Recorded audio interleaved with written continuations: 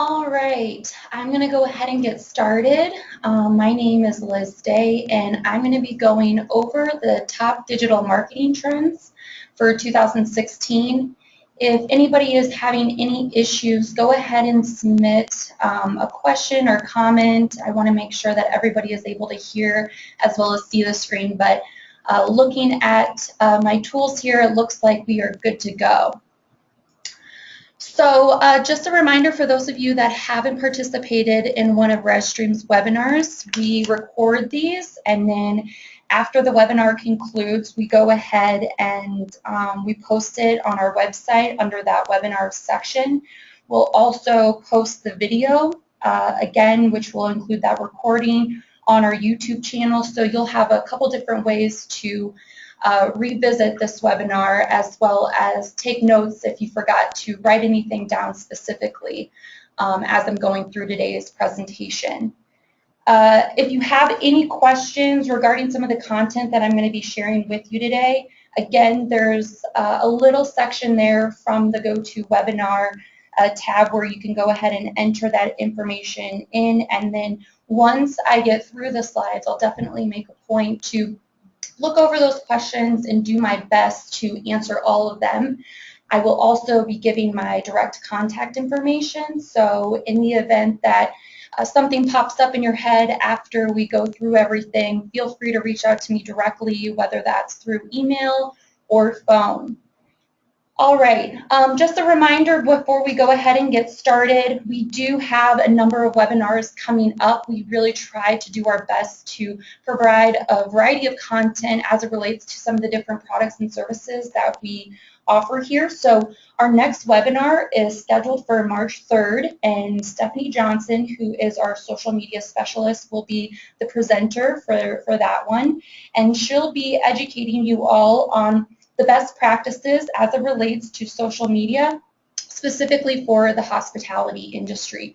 So if you haven't already, go to rezStream.com, click on our webinars page, which is located in the upper right-hand corner, and then from there you can read a brief description on her webinar as well as any future ones, and you can also sign up. So we always encourage, if anything, sign up, and then you'll still be able to get that recording sent to you once those take place. All right, so enough of the announcements and reminders. I'm going to go ahead and actually dive into the slideshow. So thanks again for taking time out of all of your busy schedules to make a point to participate. And I definitely hope that you find some of today's information helpful. And again, if you have any questions, just feel free to submit those or shoot me an email or give me a call afterwards. So today we're going to be talking about the top digital marketing trends. And again, what I really wanted to try to do is outline some of the new things that may be a focus for your own marketing program in 2016. If you are a current marketing client of ours, these are definitely items that we're paying attention to and making a point to put into your program so we can be as proactive as possible and keep you ahead of the curve, if you will. So I am the digital marketing manager here at ReStream. I've been with the company now for a little over 5 years, so definitely exciting time to be here with our recent launch of our cloud PMS and also the digital landscaping constantly changing. For those of you that don't really know too much about me, I was born in San Diego, California, and raised in Peoria, Illinois, and decided to make the big move out to Denver post-graduating college. So a fun little fact about me is I got the pleasure to visit Cabo the other week, and I think everybody around the office is so annoyed with having to hear about my awesome whale watching experience, but it was the first time I've ever done it, and I have to say it was one of the coolest things I've ever seen, being able to be feet away from a couple humpback whales. So enough about me. Let's go ahead and just talk a little bit about ReStream. So as many of you know, we're located here in Denver, Colorado. We have about 21 team members. Most of them are working here in-house Monday through Friday. We really focus on the independently owned properties, so like a business Small business like us, we definitely take pride in doing our best with providing the one-stop shop for independently owned properties that typically are those small businesses like ours. With the products and services that we provide, we have a couple. So on the software side, we have our reservation software as well as online booking engine. As a reminder, as I just said a bit ago, we recently launched our Cloud PMS, which is exciting. I think Josh Wise, who is our VP of Business Development, has a couple webinars scheduled for 2016 to provide you all with some more information. So if you haven't already, go ahead and sign up for that. And then on the creative side of the business, we provide website design services as well as digital marketing. So before I dive into the actual trends and tactics that I see being a pretty big role for 2016, I wanted to provide some background information as to what exactly today's traveler looks like. So kind of taking a step back from things that we need to be doing to taking a look at who that typical guest is as it relates to online shopping. So some of the slides that I'm going to go over here as it relates to today's traveler has to do with a Google study. It was called the 2014 Traveler's Road to Decision. So what Google did is they commissioned a marketing research company to basically put together a travel tracking study so that we could get more insights into understanding what role the internet plays when it comes to some of those different steps in that booking process that visitors are having to go through before making that reservation specifically for the travel industry. So as many of you know, the internet continues to play a larger role each year when it comes to acquiring guests as well as capturing those returning guests' online reservations. So one of the main things that I wanted to point out with this particular slide is comparing both leisure travelers with those business travelers. The internet is the #1 place that people are going to, not only when they're booking, but then kind of getting inspiration, researching, all of those different steps in that road to decision making. The next thing that I wanted to kind of highlight out of this study, and if you haven't read this study, I really would encourage you to go out. It's available online. It's a PDF file, so you can print it out, relax, read it, but lots of really good information. I'm only just showing a couple of the slides that they had put together. So the second one that I really wanted to point out was the fact that when it comes to both the leisure travelers as well as business travelers, you can see some of the different online channels that they're using in order to book. And you can see there the search engines are definitely in that top 1 to 2 position for both of those types of travelers. So this is really important, and I think this is a pretty big takeaway for me as an online marketer, because when it comes to working with clients and making sure that they're in the right places at the right time in order to continue to grow their business, we want to make sure that they have a very strong presence in search engines. So a search engine, a couple examples of that include Google, Yahoo, and Bing, where people are going, typing in various keyword phrases, and then trying to find the best result possible that relates to what it is that they're looking for. So there's 2 things that you can do to make sure that you have a strong online presence in terms of actually getting those reservations directly to you. The first one, the most important one, is going to be search engine optimization. And the second one is going to be pay-per-click advertising. And then there's a couple other options, obviously, like participating on social media websites or advertising on referral websites so that they can get information and then hopefully be transferred over to your website to finalize that booking process.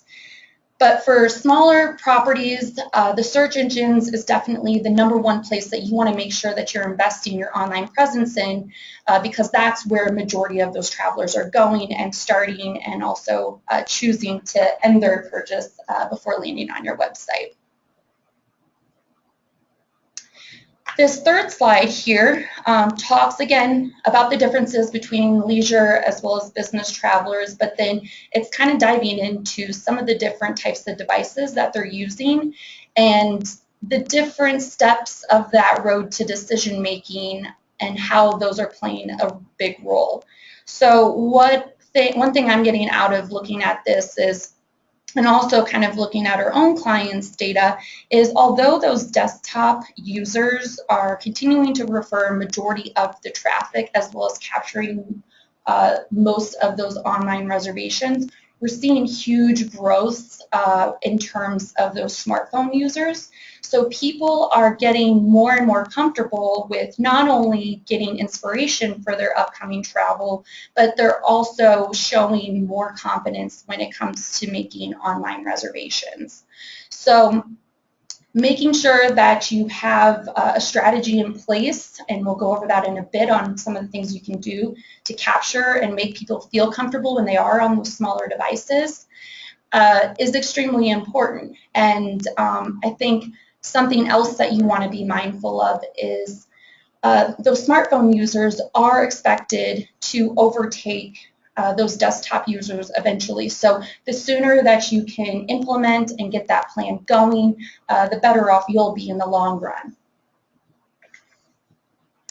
So now that you have some information as to what those travelers look like and some of the changes that have maybe occurred over the past year, I'm now going to kind of dive into some of those specific trends that I foresee being a pretty big ideas for 2016. So the number one thing that I want to make sure everybody understands in listening to today's webinar is that mobile is huge. And so the first two slides here, we're going to talk a little bit about some of the things that you should already have in place or things that you could be looking at implementing if you haven't already. So the number one stat that I'd like to share with you as it relates to mobile is currently, and this is from the article SiteMinder, they said that they have an average of about 8% of online bookings that are made through mobile devices. So currently, from the study that they conducted, about 8% of the total online travel bookings that are being made, 8% of those are actually from people on their smartphone devices like their iPhones or Androids. But what they're predicting is by 2018, the number of those bookings from those smartphone users will be closer to 38%. So going back to my last slide where my recommendation was, if you haven't already, put something in place because this is only going to continue to grow. And here's one of the things that you can do to make sure that you're proactive and you're able to be ahead of the curve and capturing more of those. The first one is going to be getting a responsive website design. So you can see here on the screen, a responsive website design allows you to share the same content across multiple devices. So whether you're a desktop user or you're a tablet user or you're a smartphone user, you're going to be able to have access to the same content, the same pages, the same information, regardless where you're searching from. So one of the things that I would encourage you to do is make sure that you have a mobile-friendly presence, but obviously if your website is not currently mobile-friendly, or if you have a separate mobile website, look at converting, or maybe it's time that you get a new website to make sure that it is responsive. Google's recommended configuration as it relates to website development is now responsive websites. So unfortunately, we have to take them seriously because that is the 800-pound gorilla. That is where we see most of our clients' traffic referrals coming from, as well as online reservations. So it's extremely important that we listen and understand exactly what it is that they're recommending because we can only benefit from that. Furthermore, when your visitors come to your website, you can see that with that responsive design, they're going to be more inclined to book a stay with you because you're going to provide them with the most ease. And the last thing is that with a responsive website design, because Google has come out and said, listen, this is the best format for your website to be, and we also know that there's probably going to be a time where there's different types of mobile devices out there, having a responsive website design will allow you to be prepared for those future changes. So it can take you further into the future, taking into account that there are going to be potentially other devices with different screen sizes that aren't even on the market yet. So now you have your responsive website in place, so you're able to show them the room details, you're able to provide activity information, event information, location, contact information. But one thing that you definitely don't want to forget is, what does that process look like when they actually come to feeling confident in making that reservation with you? Is that online reservation process seamless and easy for them to complete? So another stat that I want to kind of share with you is from a 2014 study, Trip Barometer conducted. They found that only 45% of hotels out there actually are accepting mobile bookings. So huge opportunity lost. And even if you do have a reservation process or a way for those visitors to get to that booking engine, if it's not mobile friendly or you're not providing them with a hassle-free experience, you could be losing out on opportunities. So if you don't have a mobile booking engine today, make sure that you get one. If you're not currently utilizing a mobile-friendly platform like ReStream's booking engine, make sure that you're researching to find that provider that's going to be the best fit for you, because every day you wait, you could be losing out on business. So when it comes to evaluating those mobile-friendly booking engine, there's two recommendations that I have. The first being, you definitely want to make sure that your users are able to search, view availability, as well as book a room seamlessly. So make sure that you're putting yourself in that traveler's seat. Go through that experience yourself. If you're having issues with it, if it's hard for you to press certain buttons or view certain pieces of content to get to that final confirmation page, then you can probably guess that it's probably going to be hard for your own guests to make that same action. The second one is having content, including pictures and rates, obviously are going to help that traveler get to that final confirmation page easily. So your mobile booking engine shouldn't be vastly different from that desktop experience. Yes, you can see from this screenshot as an example, the layout may be slightly different in terms of button size, but the content itself should not be too far off. So again, if those are platforms out there that you're currently using, maybe it's time for you to reevaluate how those are performing for you, again, to make sure that you're capturing as many of those mobile users as you possibly can. So another thing that I would foresee being a huge focus for 2016 is direct bookings.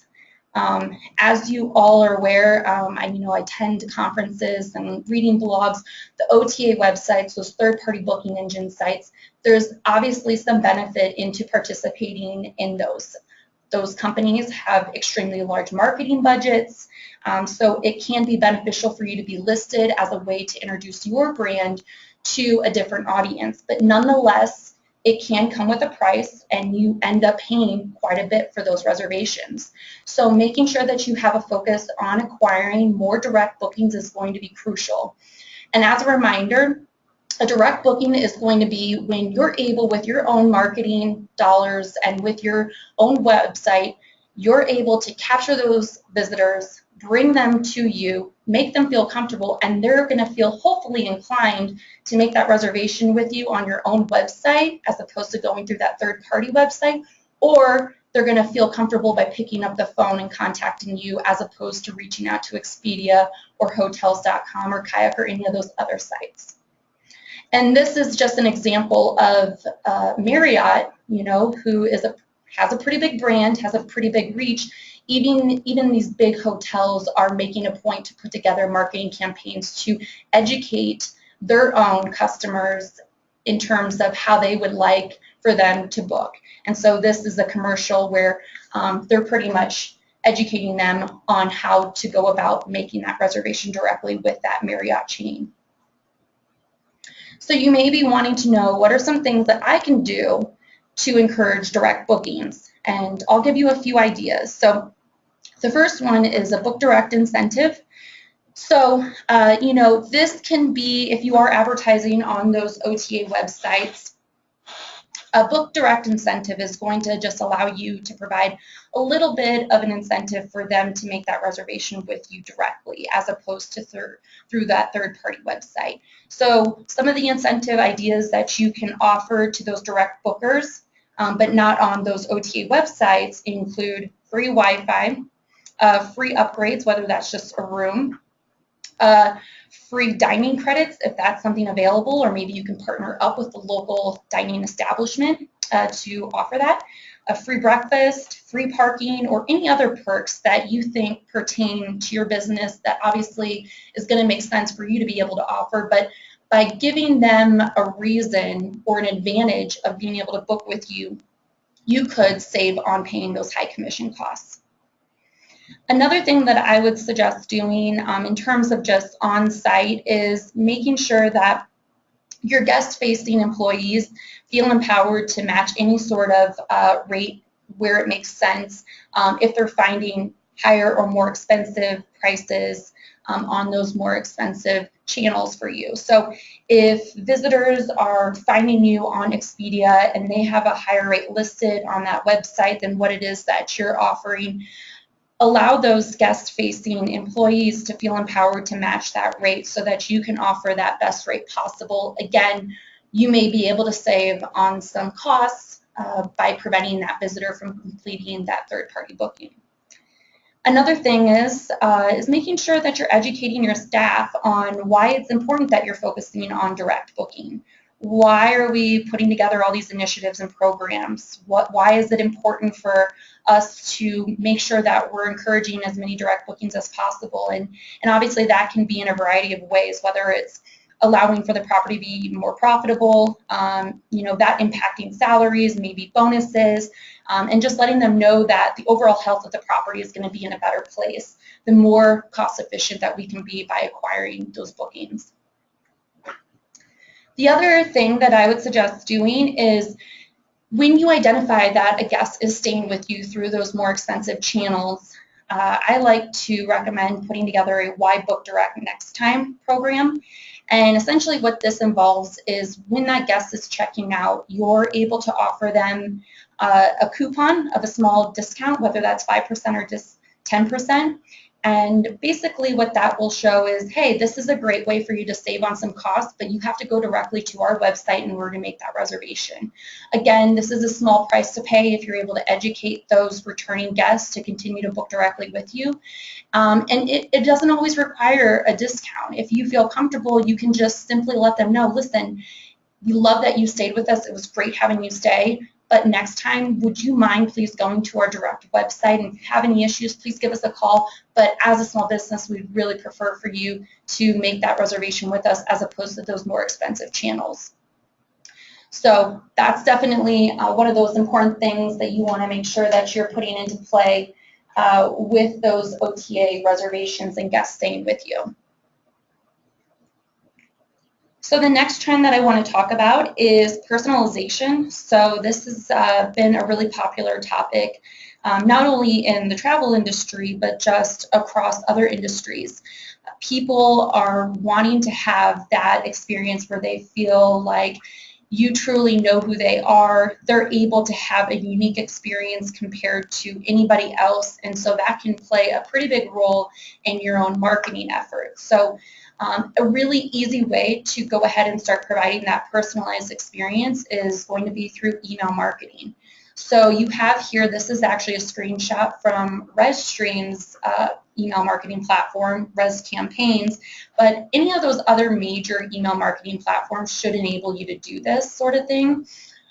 So just to kind of take it from the top there where it shows the which fall event will you attend, you can see what I'm able to do is select to include those guests' first name, last name, or full name in that subject line. So when I'm receiving an email, in my on my desktop, or even if I'm opening up on my smartphone, I can see that, wow, there's the ReStream is emailing me, and wow, they're addressing me by my first name. That makes me feel really good, similar to how it probably makes your guests feel really warm and fuzzy when you greet them by their first or last name, as opposed to hello guest number 2 that's checked in this morning. The second thing that you can do to kind of take it a step further with that personalized experience as it relates to email marketing is actually implementing that personalization feature within the content of your campaign. So you can see here on the second arrow, that first name parameter filter, what I'm choosing to do is say, wow, I want Liz's name to be dropped into this specific area in this format when I'm sending out this email campaign. So even though I may be sending this particular email campaign out to a group of 5,000 guests that have stayed with me before, I'm choosing to make that somewhat unique by involving and including their first name. So again, this just makes people feel good. It makes them feel like they're getting a caterized message to them based on interests that they may have shown. And this doesn't require a whole lot of time. All you need to do is obviously do a good job of managing your database to begin with. So a lot of the time that's going to be your reservation software. And then from there, when you're importing that information into your email marketing campaign, I always suggest going through and making sure that the names are spelled correctly and that everybody has a first name if that's what you're choosing to import. If you don't have first name and that's what you're wanting to include, or you don't have their last name or full name, what that can do is make it seem a little odd because it won't necessarily show their first name. Sometimes it will just reference a blank space or even just their email address. Again, it's just not going to be as warm and fuzzy, if you will, by not having that information entered in correctly. So that kind of summarizes the email marketing in terms of personalization. And then there's a couple other things that you can do really easily.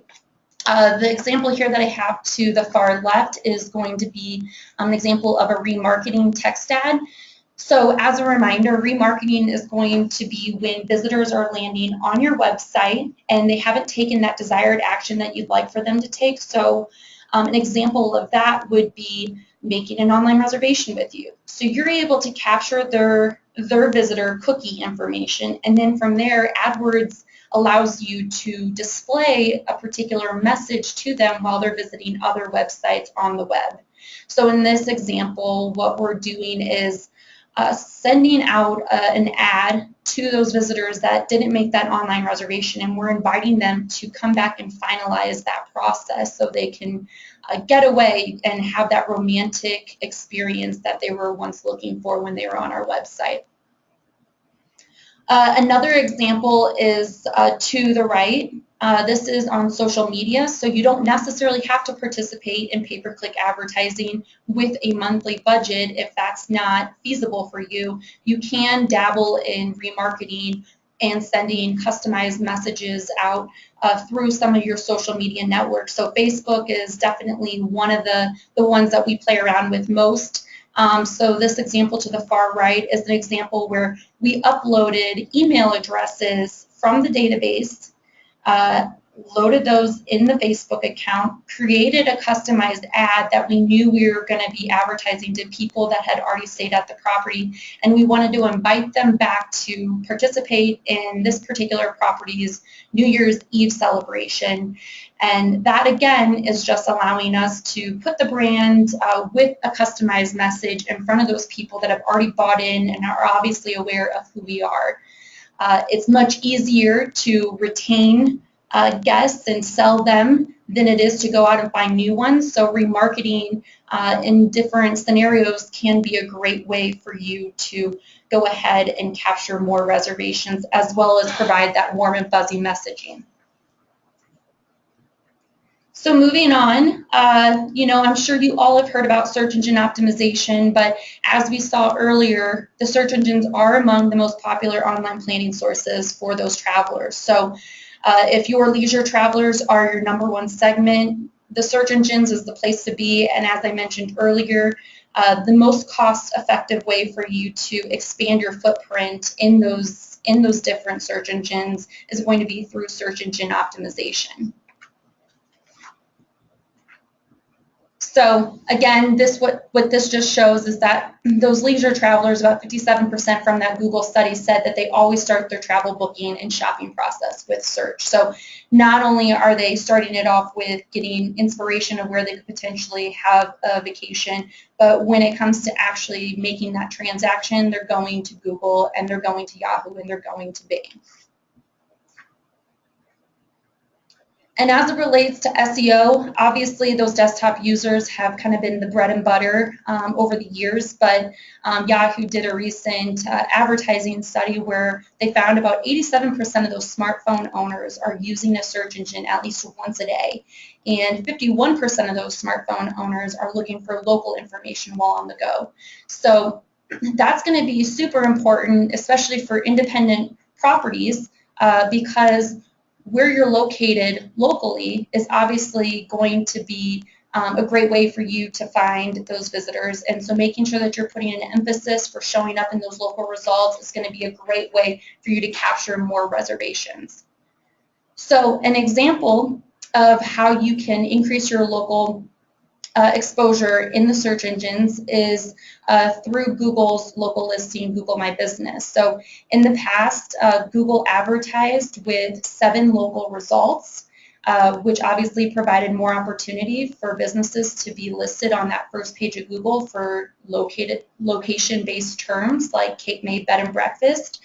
But then again, Google changed, and no surprise there, they wanted to test out something different. So instead of that 7-pack, they went ahead and reduced that to 3 packs. So you can see here, I did a search for Cape May Bed and Breakfast, and what I found was only those 3 results listed.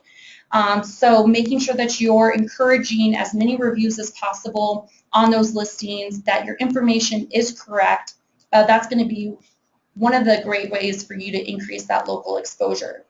So if you haven't already heard of the term NAP, make sure that you write it down. NAP stands for your property name, address, and phone number. And when it comes to those 3 things, you're going to want to make sure that that information is consistent across the web.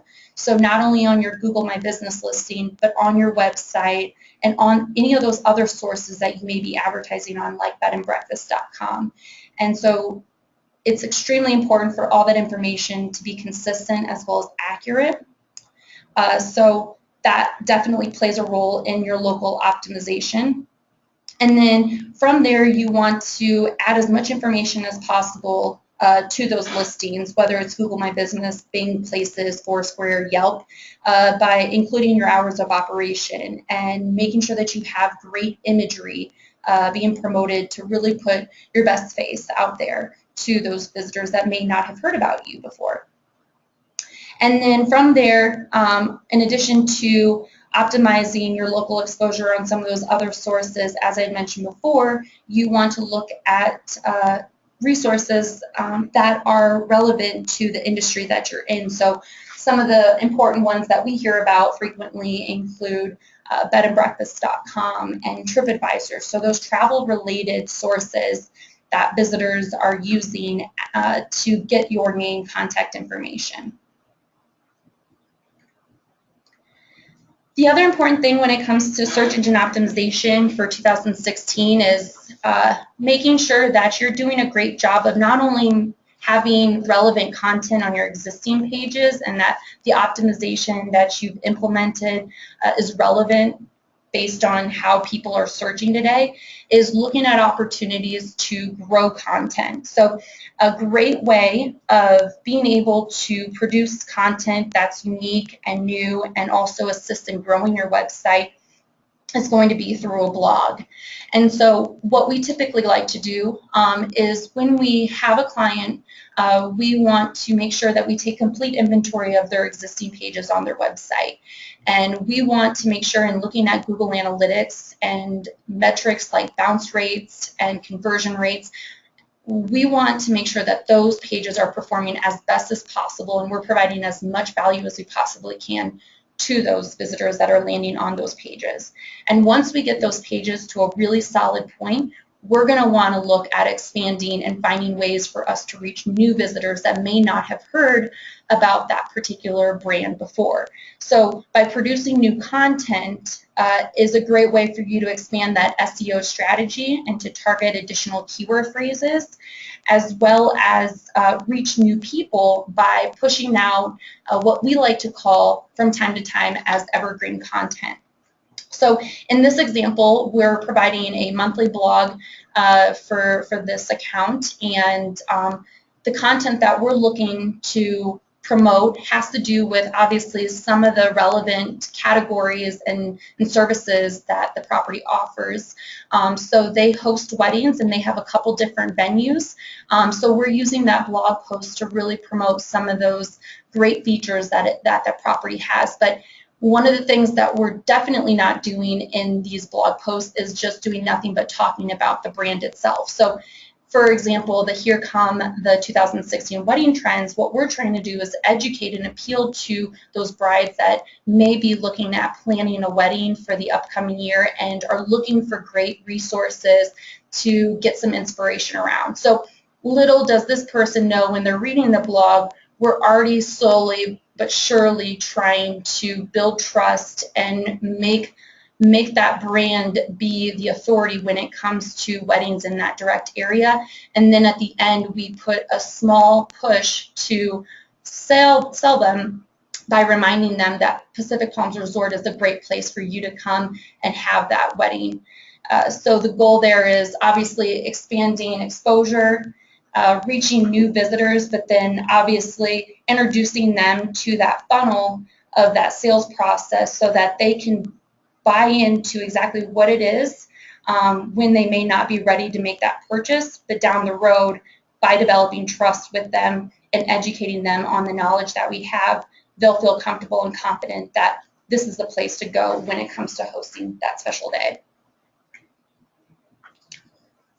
One of the last things that I want to talk about in terms of trends has to do with online reputation. So a few of these stats obviously are really compelling to me at least, but something just to be made aware of when it comes to online reputation is that once the customer moves down that decision-making funnel, so they've done the planning, comparing, and transaction stages, studies have shown that review sites do have the most influence. So for example, 95% of those travelers read reviews prior to making a booking decision. So if you don't have a reputation strategy in place, I'm going to go over some of the things that you can do to get started today. So obviously there's going to be a couple different places that you can put your focus. So if you don't have a Google Analytics account, I would get one in place. ReStream is happy to get that set up for you. If you have a reservation software and booking engine, we'll be able to implement revenue tracking for you. But that's a great way to discover some of the places that people are finding you, as well as being referred from and feeling comfortable to make that reservation with you. So I'm sure you all are paying attention to TripAdvisor, but other resources that you want to consider have to do with some of those search engines like Google My Business, Yelp, and it can also include other travel-related directories that you may be advertising on like bedandbreakfast.com. So ideally, you want to respond to every review. So starting off small by selecting a handful of those accounts, I think is a great way. And you want to make sure that you're setting up alerts to be notified when those reviews are being listed so that you can be proactive in responding to them. Ideally, you do want to respond to every review, but if that is too challenging, what we would suggest is focusing on the not so positive reviews, and what we try to encourage is responding to those within 48 hours. So don't let it sit around for months where people could be seeing that with no response, no additional information as to that guest's experience, because that can play a role in how comfortable they're going to feel by staying with you. So when it comes to those not so positive reviews, make sure that you're thanking the guest for the feedback. Make sure that you highlight any sort of positives that they had cited in that review. And obviously you want to make sure that you're responding to the complaints. So if it can be addressed, let them know how it's being addressed. And if it can't, then providing some feedback to explain why that is. Sometimes it can be a policy that just isn't able to be changed. So making sure that they understand why that policy is in place, I think, can provide some insight into those other reviewers that may be looking at those sites. And then we always encourage for those guests to be invited back to the property so that they can have a second experience if their first experience wasn't as positive, and there's things there that we can do to control how we can improve that second stay. And if you'd like, and if you feel like there's a lot of content being shared and you'd like to try to resolve it, you can always encourage that particular reviewer to contact the property directly, whether that's through phone or email. But I would say take some time, if you find yourself getting upset and frustrated by some of those comments, it's not always fair. I can definitely relate to that just in my years of experience of working with clients and hearing about some of those horror stories. So if you're feeling too upset, maybe involve a third party, and that's kind of what we try to do as a partner. Is if our clients need assistance, we like to work with them on that messaging so that it's not coming across too defensive, and we're still able to be professional and not overly emotional, because that can do some damage as well. For those of you that have the budget, another strategy that you can look at implementing when it comes to online reputation is going to be utilizing a platform like TrustYou. And so TrustYou is just an example of the platform, of an online reputation platform, but there's others out there such as reputation.com. Most of these do have a cost associated with them, but I can assure you that TrustYou, at least with our dealings with them, we've been able to negotiate some pretty affordable rates based on the size of that property. But one of the great things, if you're really looking to take your online reputation to the next level, which I encourage you all to do, is it enables you to have a very clear idea of exactly where your reviews are being posted, how frequently people are posting, and it will provide some flexibility and efficiency for you as that small business owner by being able to respond and develop and craft those messages to those different reviews from one place. So instead of having to go to TripAdvisor every single day and then logging into your Yelp account and then logging into your Booking.com account, you can see all of that feedback from this one account, and you're able to then craft those different messages as well as respond. And then there's great reports available for you to get some very clear insight into what's that overall rating that you have. Online reputation, obviously huge, but another thing that I think I would encourage everyone to look at is maybe partnering up with that reputation platform so you can be as proactive as possible. Now, if that's just not within the budget after you do some researching, or if you don't have a marketing partner to help you out with that, is setting up a Google alert.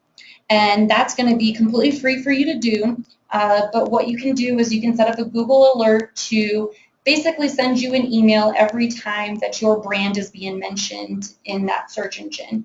And so if you are being mentioned, whether that's on a different website for a recent press release that you pushed out, or if it's somebody just making a recent review, you can be notified when those mentions are happening. So it's a free option.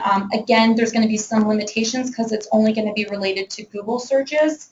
But again, it can provide some value in terms of being proactive if you're not able to afford a platform where you can get insights into hundreds of other review sites.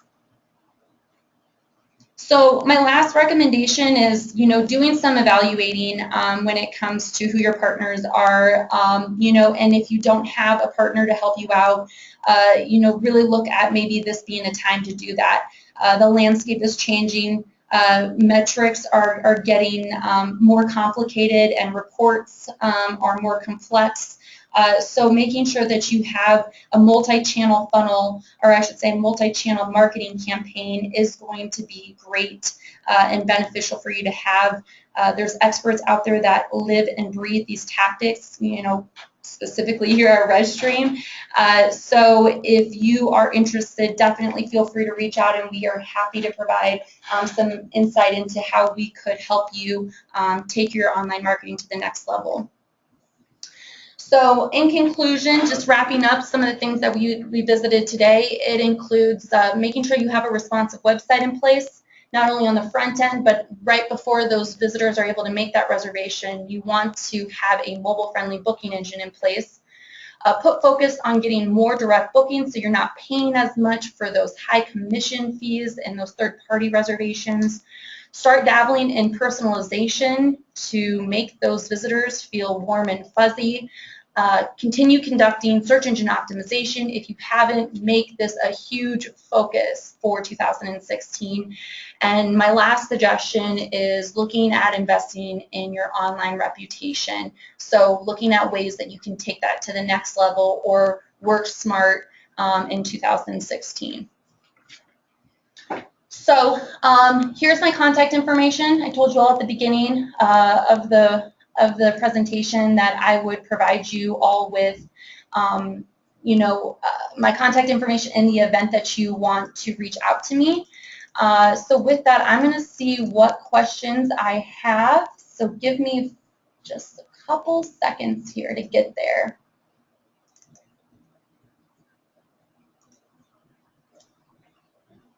All right.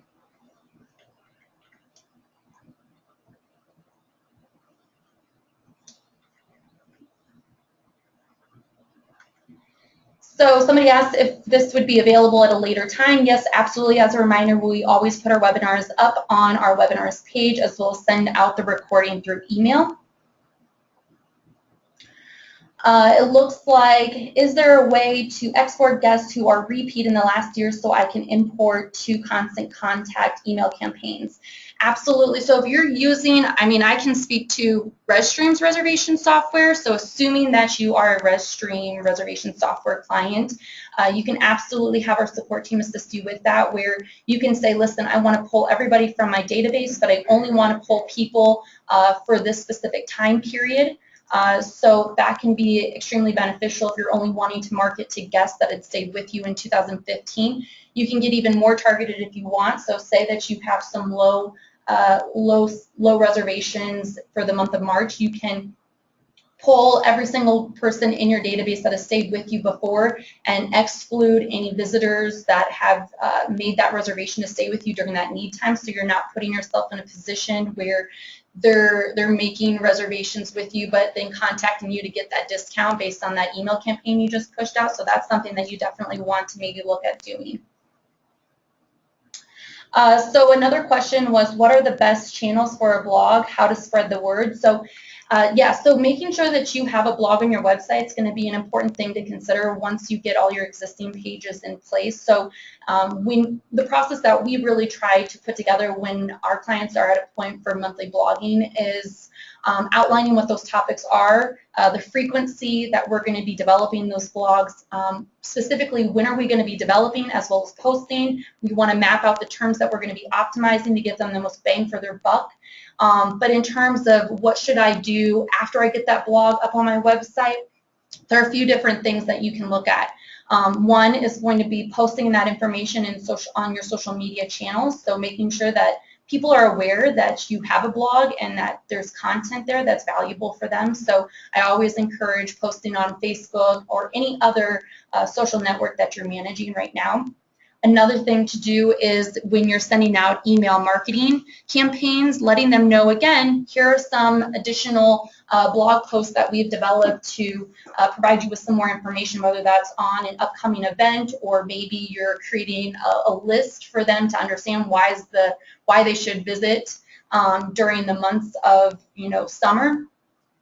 Another thing that you can look at doing as it relates to promoting the blog is maybe there's opportunities for you to reach out to other sources in your area or other online websites that have a good fit for you in terms of audiences, and contacting them to see if there's any way that they would assist you in promoting that information as a way for you to, again, just get your brand in front of those other people that may not be aware of who you are already. So through social media, through email marketing, and through some of those referral sources are definitely opportunities for you to promote those blog posts that you're developing.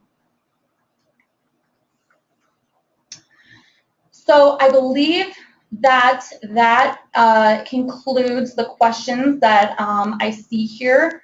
Obviously, if there's other things that pop up that you want more information on, reach out to me, but I'm going to go ahead and end today's webinar. Thanks again so much for staying and participating, and hopefully we'll see you on the next webinar. Thank you.